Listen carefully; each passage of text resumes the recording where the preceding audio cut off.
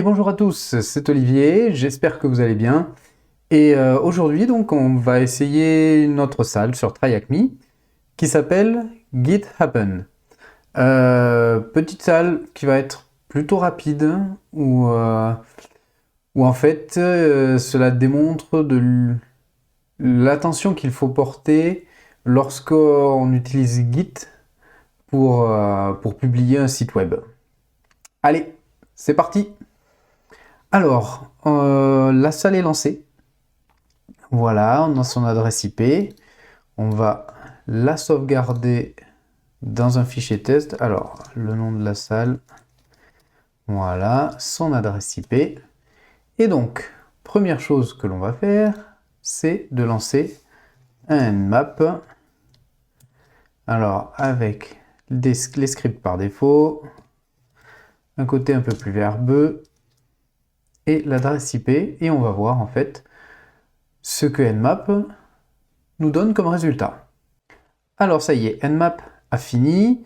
Alors, on peut voir qu'il n'y a que le port 80 d'ouvert et sans surprise, Nmap nous dit qu'il a trouvé un point Git. Ce qu'on peut essayer de faire aussi, c'est quand même de lancer un GoBuster là-dessus. Voilà, pour nous énumérer ce qu'il y a sur ce site web. Je ne l'ai pas prise. Voilà. Allez, un petit HTTP devant. Et c'est parti. Et voilà, effectivement, git index, git logs, git config. On va quand même ouvrir le lien HTML pour que vous voyez à quoi ça ressemble. Donc on a une page de login. Voilà, username, password. Et de voir, voilà, le but va être de pouvoir s'authentifier. Donc, on a une URL Git. Donc, en fait, pour un peu plus en détail, c'est une manière pratique de mettre à jour un site web.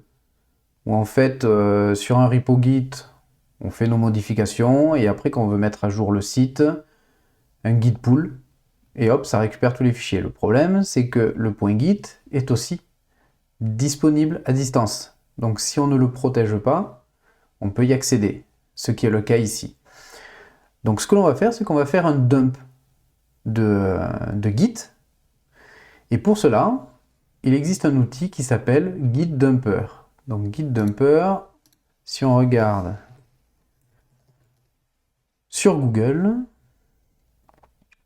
ici, voilà le premier lien. Et pour l'installer, il suffit de faire un pip install Git Dumper. Je l'ai déjà fait.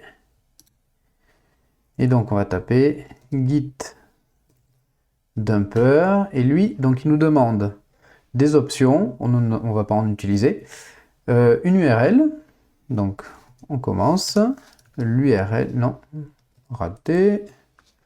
Et B. Donc, l'URL, c'est l'URL Git. Et un répertoire où on va mettre ce que l'on récupère. On va l'appeler, allez, happens. Et donc, si on regarde,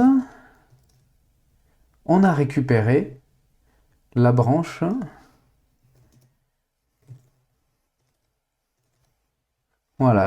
master du site que l'on va pouvoir analyser. Première chose que l'on va faire, git log. Voir un peu ce qui s'est passé sur ce repo. Donc, GitLab, blablabla. On va aller, voilà, initial commit. Ici, vous voyez, initial commit.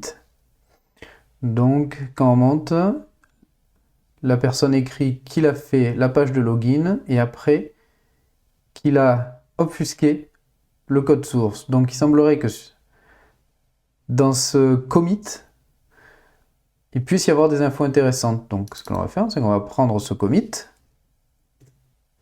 et on va faire un git show de ce commit. Et là, donc on a tout un source code, tout le code source en fait de la page. Donc on va descendre. Tac, tac, tac. Et là, on remarque une fonction login qui contient un username et un password que l'on peut essayer sur la page de login. Alors, admin, le mot de passe. Alors, ça ne passe pas, et il y a une raison pour ça. Si on regarde, c'est un petit aparté à côté, pour pouvoir le faire fonctionner. On voit, alors je ne sais pas si c'est zoomable ça, c'est Uncode Type Error Crypto-Subtle. En fait, c'est une bibliothèque qui est utilisée, enfin qui est dans le navigateur, et qui ne fonctionne pas si on n'est pas en HTTPS. Le problème, c'est que là, le site est en HTTP. Donc ce que l'on peut faire, c'est que en fait, on va récupérer le site, en fait, on l'a déjà fait, mais on va se mettre sur la version qui nous intéresse, là où il y a le mot de passe dans le code source, et on va lancer un serveur web en local pour pouvoir accéder, faire marcher la page de login. Et donc pour cela, en fait, c'est très simple. On va reprendre le commit, on va faire un git checkout. Donc là, on est repassé dans une version de ce site, c'est-à-dire que si on regarde par exemple l'index.html que je vais à la fin, on a bien la fonction avec le mot de passe. Voilà, et donc on va lancer un petit serveur HTTP sur notre machine en local. J'ai besoin de mon adresse IP. Voilà. Et sous Firefox, je rentre l'adresse en local et j'obtiens exactement la même page. Seulement maintenant, si je tape admin et le mot de passe que l'on a récupéré, qui est ici,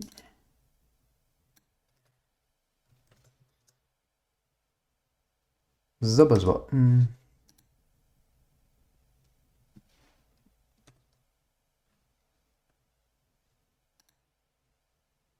Voilà, bon, ça finit par passer, effectivement.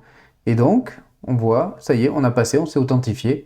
Awesome, use the password you input as a flag. Et donc, en fait, c'est fini, voilà. En fait, le flag de la salle, c'est ce mot de passe. Mot de passe que l'on a trouvé dans les logs. Parce que, effectivement, si on regarde le code source de la branche master du site, il n'y a rien de parlant. Le code a été obfusqué, c'est-à-dire caché. Et donc on ne peut rien lire. Il suffisait de revenir sur une version d'avant, où le développeur n'avait pas mis à jour. Il n'avait pas pensé à cacher son code en fait. C'est vrai que quand on est développeur, on n'a pas forcément les réflexes de la sécurité. Et donc, il l'a corrigé, mais c'est versionné. Donc Git a toujours cette partie de code. Voilà, j'espère que ça vous a plu et je vous dis à très bientôt. Tchuss!